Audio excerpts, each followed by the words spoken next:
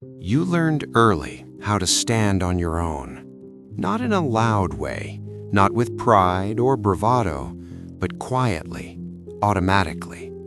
You don't reach out when you're overwhelmed. You don't expect to be rescued. You don't assume anyone will stay if things get heavy. You handle it, whatever it is.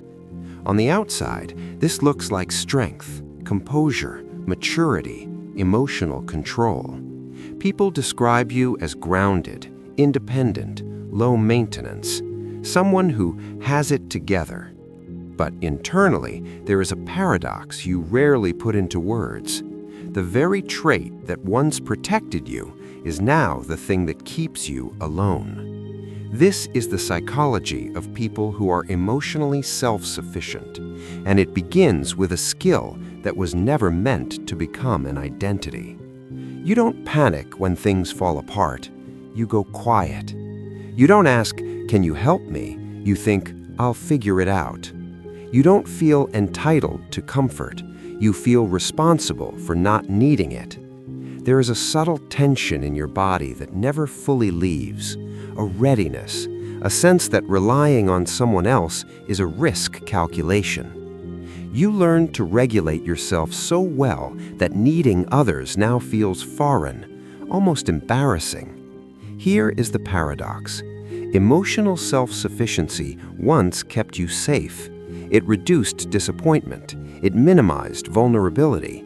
It gave you control in environments where support was inconsistent, conditional, or absent. But over time, this same strategy begins to cost you something essential: connection. Not because you don't want it, but because closeness requires a form of exposure you were trained to avoid. Psychologically, you are not detached. You are over-contained. Your inner world is sealed so tightly that even love struggles to enter. Psychology refers to this pattern as defensive self-reliance. It often develops in environments where emotional needs were met unpredictably, or only when they were convenient, or not at all. The child learns an implicit rule: depending on others creates instability, so the nervous system adapts. One relevant framework here is avoidant attachment. This is not about a lack of desire for closeness. It is about a learned distrust of emotional availability. In avoidant attachment, the brain associates intimacy with cost. The cost might be rejection, burden, loss of control, emotional exposure without guarantee of safety. Another key concept is parentification. This occurs when a child is required implicitly or explicitly to manage themselves emotionally too early, sometimes even to manage others. They become calm, competent, self-soothing, but this competence is not neutral. Neurobiologically, repeated self-regulation without external co-regulation strengthens certain neural pathways while others remain underdeveloped. The brain's threat detection systems become hyper-efficient. The default mode network becomes oriented toward internal problem-solving rather than relational processing. You don't feel lonely in a dramatic way. You feel contained, self-enclosed, like a system designed to operate without external input. This is adaptation, not pathology. But adaptation always has a price: the emotional cost and philosophical weight. The cost is subtle, which makes it easy to dismiss. You rarely feel desperate, but you often feel unsupported. You rarely collapse, but you often feel unseen. There is a specific grief here, an invisible one. It is the grief of never being fully held, because being held requires letting go. Emotionally self-sufficient adults often sacrifice authenticity for stability, not consciously, automatically. They learn to present what is manageable, what is reasonable, what does not demand too much. Over time, the deeper layers go quiet. Carl Jung spoke of the danger of over-identification with a single adaptation. When a coping strategy becomes a personality, the shadow grows heavier. Here, the shadow is dependency, need, softness. These are not absent, they are exiled. The core fear driving this pattern is not rejection, it is exposure without support. Vulnerability feels dangerous not because it is weak, but because it once went unanswered. So the emotionally self-sufficient adult learns to live with complexity alone. Joy is managed privately, pain is processed internally, decisions are made without consultation. This creates competence and isolation. Adult manifestation and the unlearning.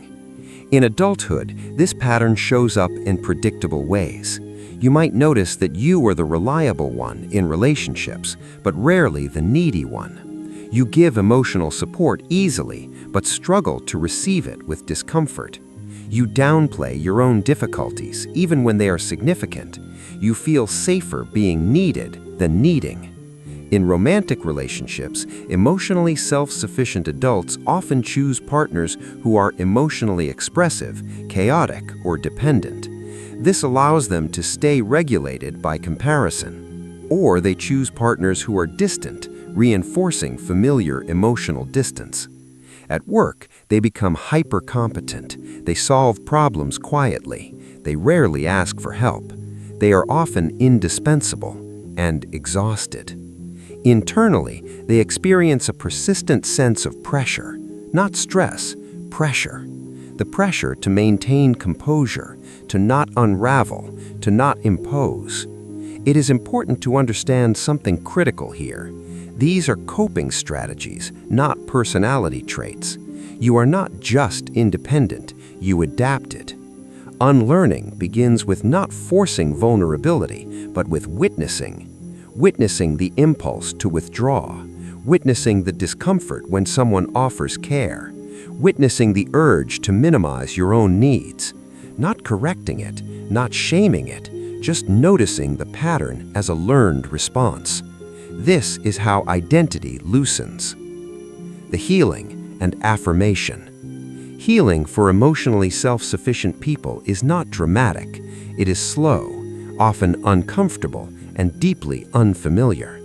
It involves allowing small moments of dependence without catastrophe, letting someone help without immediately compensating, staying present when you want to retreat, naming needs without justifying them. Practices like inner child reparenting work here not because the child was weak, but because the child was forced to be strong too early. Shadow work in this context is not about uncovering darkness, it is about reclaiming softness. Choosing softness doesn't mean losing strength, it means redistributing it. The goal is not to stop being capable, it is to stop being alone inside your capability. A psychologically whole person is not self-sufficient or dependent, they are flexible. They can stand alone and lean. In the end, emotional self-sufficiency is not a flaw. It is evidence of resilience. But resilience that never allows to rest becomes a cage. Wholeness begins when strength no longer has to prove itself by isolation, and when needing someone stops feeling like failure and starts feeling like being human.